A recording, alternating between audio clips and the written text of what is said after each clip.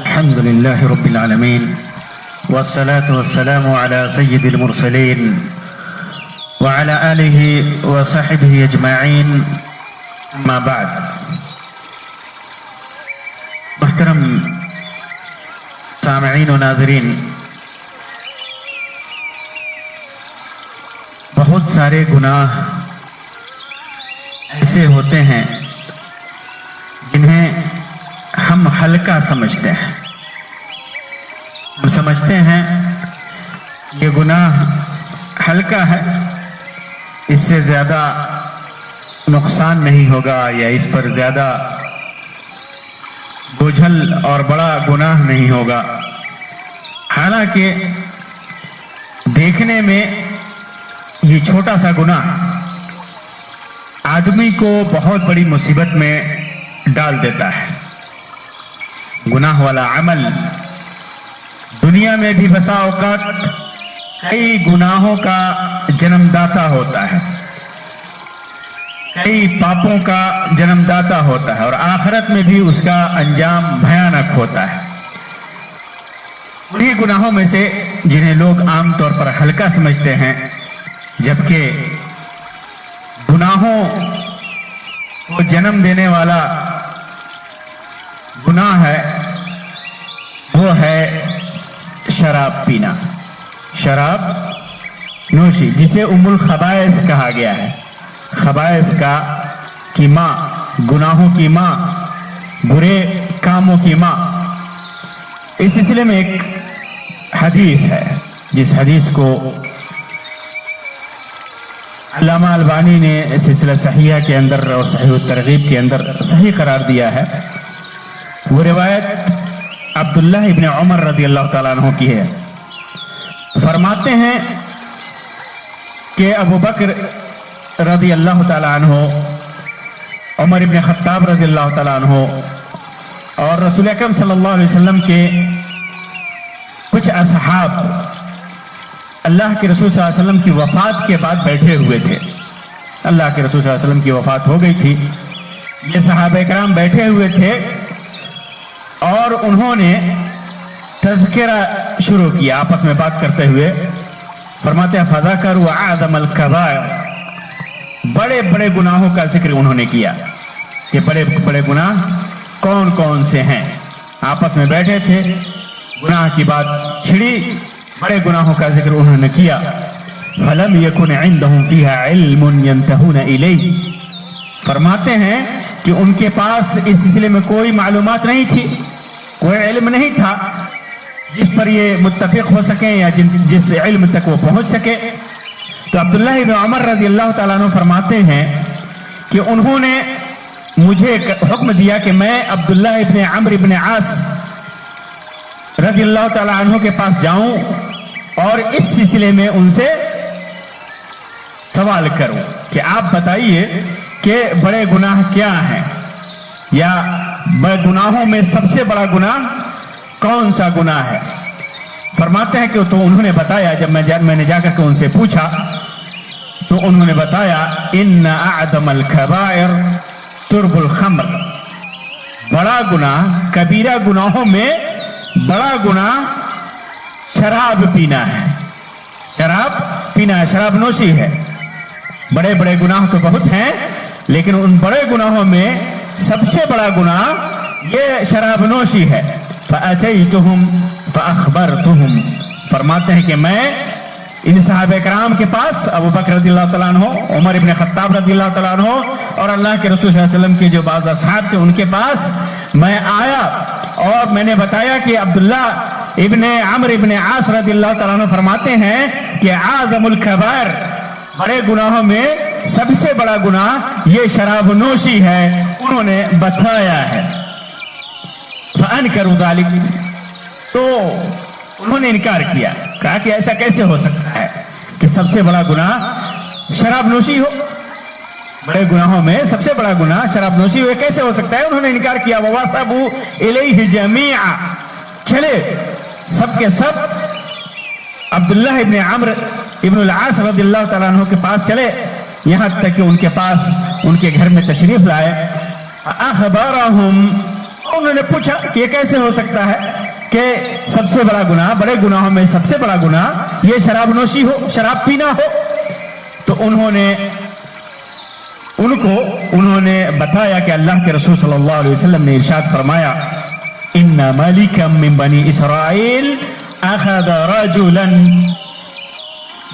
بنو اسرائیل میں قوم بنو اسرائیل میں ایک بادشاہ تھا، اس نے ایک آدمی کو پکڑا اور فخیرہ بین یشرب الخمر او یقتل صبیا او یزنی، تین چیزوں کے درمیان اس نے اس انسان کو، بنو اسرائیل کا جو یہ بادشاہ تھا، اس نے اس آدمی کو اختیار دیا تین کام کا کہ تینوں میں سے کوئی ایک کام کرو، نہیں تو میں تجھے قتل کر دوں گا۔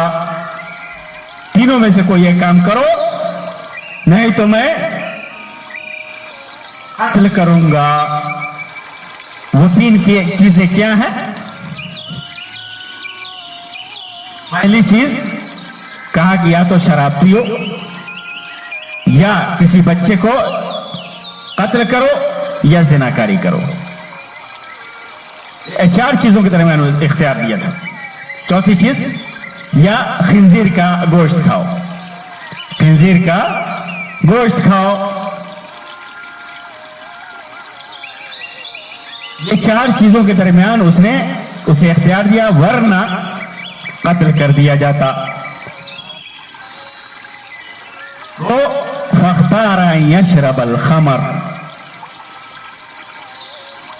اس نے شراب پینے کو اختیار کیا۔ سوچا کہ شراب پینا یہ گناہوں میں سب سے آسان ہے، سب سے کمتر گناہ ہے، تو اس نے شراب پینے کو اختیار کیا۔ وَإِنَّهُ لَمَّا شَرِبَهَا لَمْ يَمْتَنِعْ مِنْ شَيْءٍ أَرَادُوهُ مِنْهُ۔ اللہ کے رسول صلی اللہ علیہ وسلم فرمایا کہ اس نے جب شراب پی لیا تو پھر وہ باقی جو تینوں کام تھے، گناہ تھے، وہ بھی کر ڈالا۔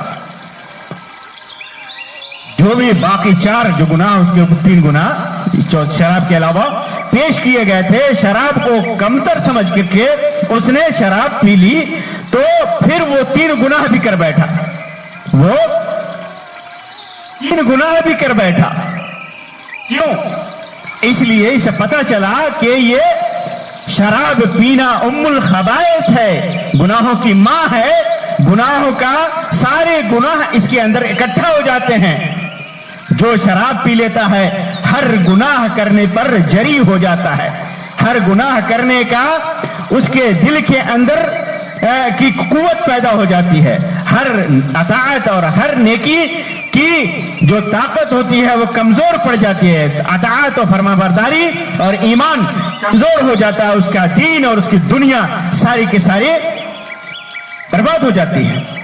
تو یہ کم تر سمجھا اس انسان نے شراب پینے کو، جبکہ اسی شراب پینے نے باقی بڑے بڑے تین گناہ کو، جن کو یہ اس شراب پینے سے زیادہ بڑا سمجھ رہا تھا، بچے کو قتل کرنا، خنزیر کا گوشت کھانا اور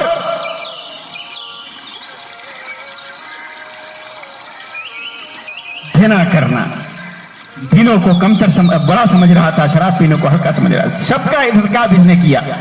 معلوم کیا ہوا کہ یہ شراب پینا گناہوں کو پر جری ہونے کا سبب ہے، جری ہونے کا سبب ہے۔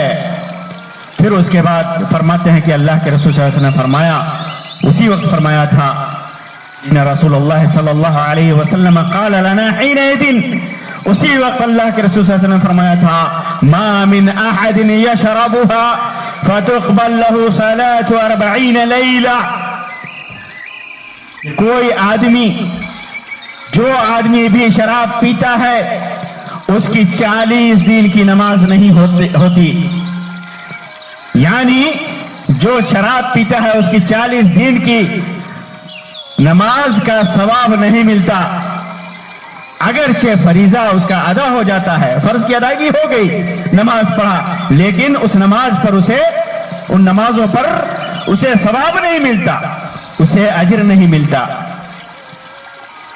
اور بعض علماء نے لکھا ہے کہ اس پر ثواب اس لیے نہیں ملتا اس مدت میں 40 دن میں کہ شراب کا اثر انسان کے جسم میں، ایک بار شراب پیتا ہے انسان، اس کا اثر اس کے جسم میں 40 دن کی مدت تک باقی رہتا ہے، 40 دن کی مدت تک باقی رہتا ہے.